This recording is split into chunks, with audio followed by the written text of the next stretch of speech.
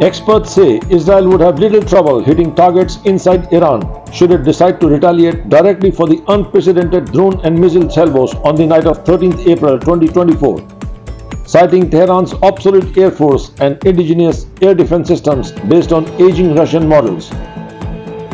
Brigadier General Zvika Himovich, former head of Israel Air Force Aerial Defense, said that Iran is a superpower in tactical ballistic missiles and unarmed aerial vehicles. Its air defenses are another matter, built largely around Russian S-200 and S-300 anti-aircraft missile systems, or a range of locally produced equivalents such as the Bever 373, Khordad, Rad, Sayed and Talash, as well as old American and Russian warplanes, some of which date from the 1970s era of Shah Mohammad Reza Pahlavi. Hello and welcome to News Affairs. Before we proceed, we request our viewers to subscribe this channel if you have not yet subscribed, and please do not forget to like and share this video. Similar systems have been deployed in Syria since 2015, giving Israeli pilots years of experience in dealing with them. Israel Air Force and coalition air forces flew in this environment. They know how to deal effectively with this system, said Himovich. Siddharth Kausha, a research fellow at the Royal United Strategic Institute in London, says the main challenge for Israel may not be evading Iran's surface-to-air missiles, but being able to successfully strike military bases in western and southern Iran, which require the use of penetrating bombs.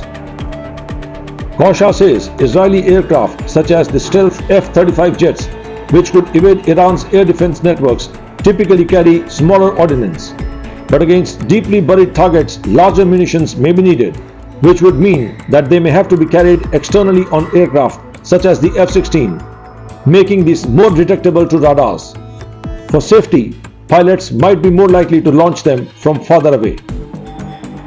The Iranian air defense network is certainly not impenetrable to these aircraft, but this raises the risk of losses and the Iranian capacity to, at least in theory, intercept some incoming standoff munitions increases.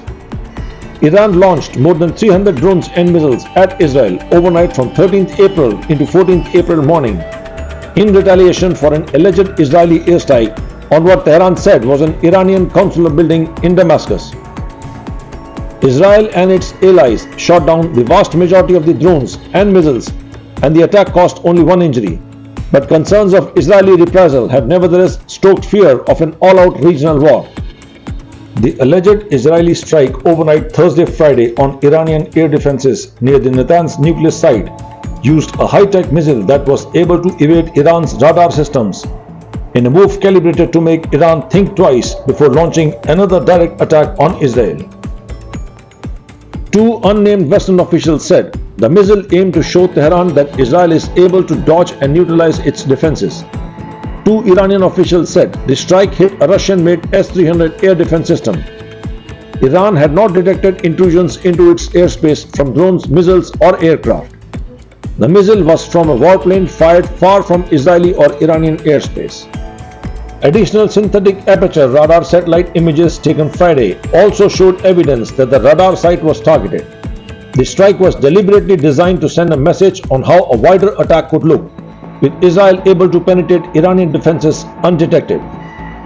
There was concern the precedent set by the nation's direct exchanges of blows this week could encourage further rounds of violence in the future. Other effects could be an Iranian effort to better protect its nuclear assets and make them harder to attack, as well as a potential push to move weaponry closer to Israel in case of another confrontation. Jai Hind.